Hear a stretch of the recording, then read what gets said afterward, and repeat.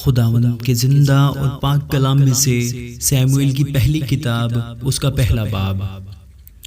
افرایم کے کوہستانی ملک میں راما تیم صوفیم کا ایک شخص تھا جس کا نام الکانا تھا، وہ افرائیمی تھا اور یروحام بن الیہو بن توہو بن صوف کا بیٹا تھا۔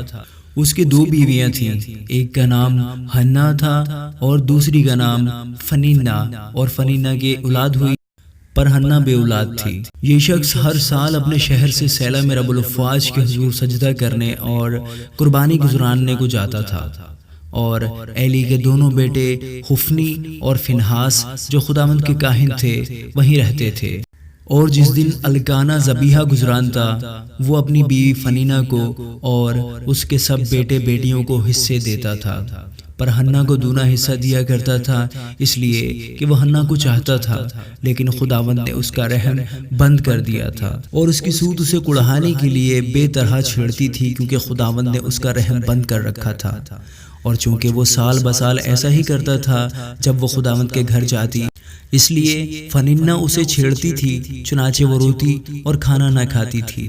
سو اس کے خاوند الکانا نے اسے کہا، اے ہنا، تو کیوں روتی ہے اور کیوں نہیں کھاتی، اور تیرا دل کیوں آزردہ ہے؟ کیا میں تیرے لیے 10 بیٹوں سے بڑھ کر نہیں؟ اور جب وہ سیلا میں کھا پی چکے تو ہنا اٹھی۔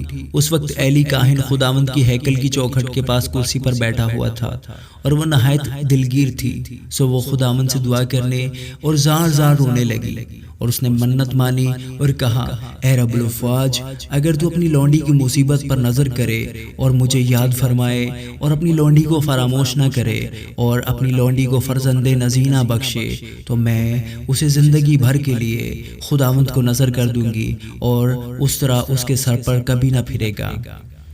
اور جب وہ خداوند کے حضور دعا کر رہی تھی تو ایلی اس کے منہ کو غور سے دیکھ رہا تھا، اور ہنا تو دل ہی دل میں کہہ رہی تھی، فقط اس کے ہونٹ ہلتے تھے پر اس کی آواز نہیں سنائی دیتی تھی۔ پس ایلی کو گمان ہوا کہ وہ نشہ میں ہے، سو ایلی نے اس سے کہا کہ تو کب تک نشہ میں رہے گی؟ اپنا نشہ اتار۔ ہنا نے جواب دیا، نہیں اے میرے مالک، میں تو غمگین عورت ہوں، میں نے نہ کوئی نشہ پیا، پر خداوند کے آگے اپنا دل انڈیلا ہے۔ تو اپنی لونڈی کو خبیث عورت نہ سمجھ، میں تو اپنی فکروں اور دکھوں کے ہجوم کے باعث اب تک بولتی رہی۔ تب ایلی نے جواب دیا، تو سلامت چلی جا، اور اسرائیل کا خدا تیری مراد جو تو نے اس سے مانگی ہے پوری کرے۔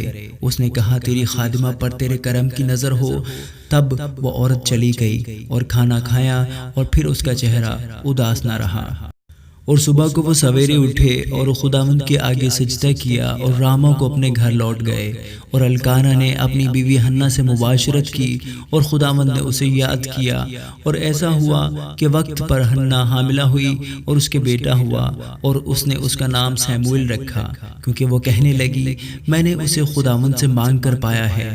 اور وہ شخص الکانا اپنے سارے گھرانے سمیت خداوند کے حضور سالانہ قربانی چڑھانے اور اپنی منت پوری کرنے کو گیا، لیکن ہنا نہ گئی، کیونکہ اس نے اپنے خاوند سے کہا، جب تک لڑکے کا دودھ چھڑایا نہ جائے میں یہیں رہوں گی، اور تب اسے لے کر جاؤں گی تاکہ وہ خداوند کے سامنے حاضر ہو اور پھر ہمیشہ وہیں رہے۔